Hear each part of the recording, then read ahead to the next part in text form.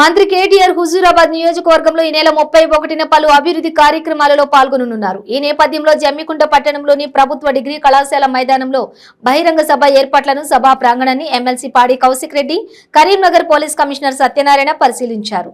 ఈ సందర్భంగా వారు మాట్లాడుతూ ఈ నెల 31న హుజూరాబాద్ నియోజకవర్గంలోని పలు అభివృద్ధి పనులకు శంకుస్థాపన చేసిన అనంతరం జమ్మికుంట పట్టణంలోని ప్రభుత్వ డిగ్రీ కళాశాల మైదానంలో మంత్రి కేటీఆర్ భారీ బహిరంగ సభలో పాల్గొంటారని అన్నారు.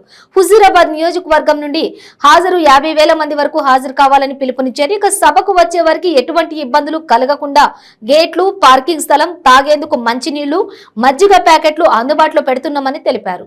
మా గౌరవనీయులు బీఆర్ఎస్ పార్టీ వర్కింగ్ ప్రెసిడెంట్, రాష్ట్ర మున్సిపల్ శాఖ మంత్రివర్యులు గౌరవనీయులు పెద్దలు కేటీఆర్ గారు ఇవాళ జమ్మికుంట సభకి రాబోతున్న సందర్భంగా ఇవాళ దాదాపు 50,000 మంది పైచిల్కు జనాభాని ఇవాళ రాబోతా ఉన్నారని చెప్పి సందర్భంగా తెలియజేస్తూ, మరియు ఈ సభని సక్సెస్ చేయడానికి పూర్తి కృషి మా బీఆర్ఎస్ పార్టీ ఉన్న సైనికులు అందరూ కూడా కష్టపడుతూ ఉన్నారు.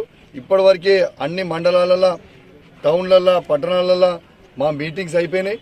బ్రహ్మాండంగా చేయబోతా ఉన్నామని చెప్పి సందర్భంగా తెలియజేస్తూ, మరియు ఇవాళ గౌరవనీయులు పెద్దలు మన కరీంనగర్ జిల్లా కమిషనర్ గారు మరియు యావత్ పోలీస్ యంత్రాంగం కూడా సెక్యూరిటీ అరేంజ్మెంట్స్ కోసం, స్టేజ్ అరేంజ్మెంట్స్ కోసం, ఇవాళ సెక్యూరిటీకి సంబంధించిన పార్కింగ్ ప్లేసెస్ కోసం చూడడానికి ఇవాళ ఇన్స్పెక్షన్కి గౌరవనీయులు పెద్దలు సిపి గారు కూడా రావడం జరిగింది. మరియు ఇవన్నీ కూడా పూర్తి అరేంజ్మెంట్స్ బ్రహ్మాండంగా చేయబోతా ఉన్నాం.